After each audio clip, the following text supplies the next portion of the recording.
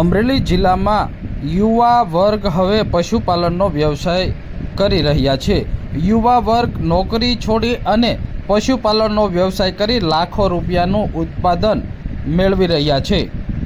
દૂધ ઉત્પાદન કરી અને સારી એવી આવક પણ મેળવી રહ્યા છે।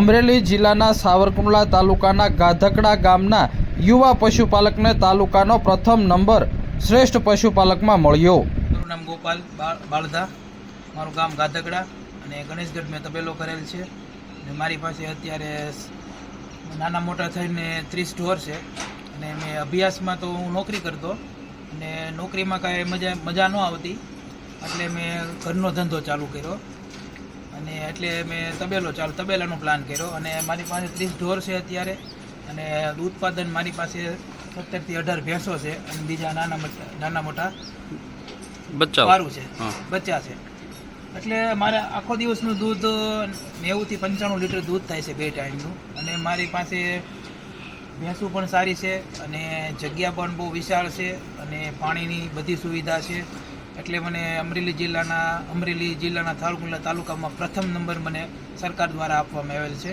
અને ઇનામ પેટે મને 20,000 રૂપિયા ઇનામ પ્લસ સર્ટિફિકેટ પણ આપવામાં આવે છે। હું સ્પોર્ટ કોટામાં હતો, મને નોકરી નાલંદા વિદ્યાલય છે ને સ્કૂલ, ત્યાં સરકારી નોકરી હતી મારે, પણ મને કાંઈ બહુ મજા આવતી નહીં એટલે મેં છોડી દીધી।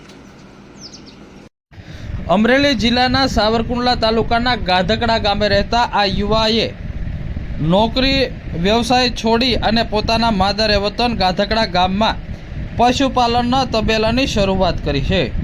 હાલના સમયની અંદર યુવા વર્ગ હવે નોકરી છોડી અને ખેતી અને તબેલો કરી રહ્યા છે, ત્યારે આ યુવકે સુરત ખાતે પોતે નોકરી છોડી અને માદરે વતન આવી અને તબેલો બનાવ્યો છે। હાલ સાવરકુંડલા તાલુકાના શ્રેષ્ઠ પશુપાલક તરીકે પશુપાલન વિભાગ દ્વારા એવોર્ડ આપવામાં આવ્યો છે। 20,000 રૂપિયાનું પ્રોત્સાહન રૂપી સહાય પણ આપવામાં આવી છે।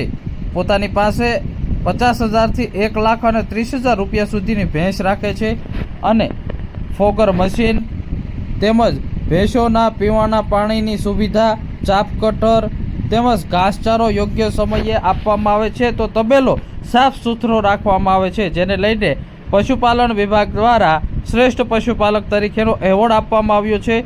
તો રોજનું 90 થી 100 લીટર દૂધ ઉત્પાદન થાય છે, જેનું વેચાણ કરી 8 થી 9,000 રૂપિયાનું દૂધ ઉત્પાદન થાય છે અને જેનું વેચાણ કરી અંદાજિત 2 થી 3,000 રૂપિયા પ્રતિદિન નફો મેળવી રહ્યા છે।